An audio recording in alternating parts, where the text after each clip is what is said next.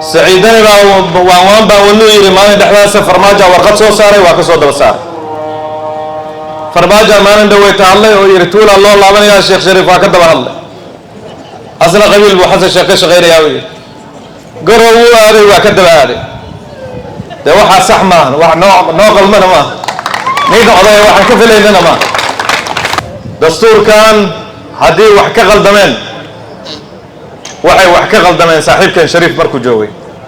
ana waa la rag la shaqeynayana in la saxo waa inuu soo hor istaagin way waxaan rabaa inaan ku soo gunaanado arrimaha dastuurka hadda Sheekh Yuusuf ku soo gunaanaday maamadii ay ka hadashay dad badan ay ka hadleen dastuurkan waa ku meel gaar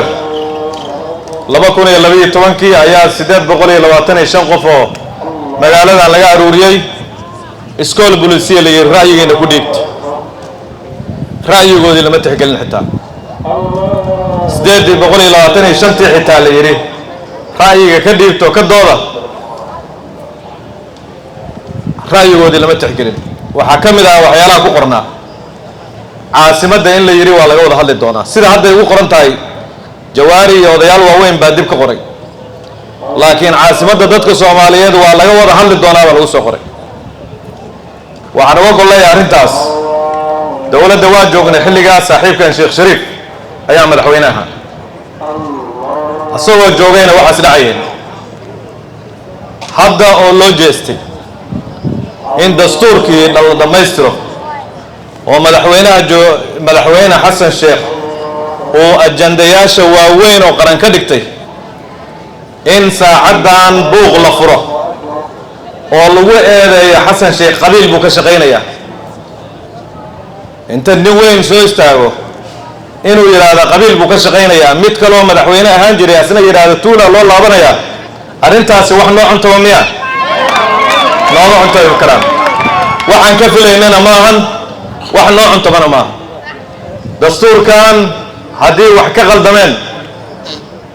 waxay wax ka qaldameen saaxiibkan Shariif markuu joogay ana waa la rag la shaqeynayana in la saxo waa inuu soo hor istaagin way asaga iyo farmaajaba سعيدني وان با ونو يري مالين دحداس فرماجه ورقد سو ساري وا كسو دبا سار فرماجه مالين دويت الله او يري طول الله لابن يا شيخ شريف وا كدبا الله اصلا قبيل بو حسن شيخ غير ياوي قروا هذه وا كدبا هذه ده waxa sax ma wax noo qalmana ma niga oday waxa ka filaynana ma waxaan rabnaa dadkan Muqdisho aamusnaantooda iyo sabirkooda ayaa wax badan lagu doodsiiyay ilaa caasimadii shakil la galiyo ilaa mudnaanteedii la yiraahdo dastuur wax ka bedelkiisa lagu xiray maqaamka gobolka Banaadir ilaa goormee la aamusnaan doona dadka kale way hadlayaan goorma ay dadkaan hadli doonaan goormaan madaxdeena cishanaynaa oo dhahaynaa warjoog waa laga saxan yahay dastuurkan inuu isbedel ku dhaco dhamaystirmo dastuur rasmi ah dalku helo madaxweynaha soo istaagay idinkuna ku hadasheen 10 jeer hadasheen nin walba baarlamaanka markuu hor istaagay dastuurka wax ka bedelayaa maxaa dastuurkan dhaxgalay hadeertaan runtii ayaan daro weyn weeye dadkuna way bislaadeen wixii la dhihi jiray looma dhamma iyo gowi gishdi mayso qabuuray badiyeen waxaan rabnaa dalka in lagu horwareego loo fasaxo baarlamaanka Soomaaliya oo xaq u lahaa oo cutubka shanaad qodobka 136 uu siinayo ee dastuurku xaq u siinayo ayaa gacanta ku haya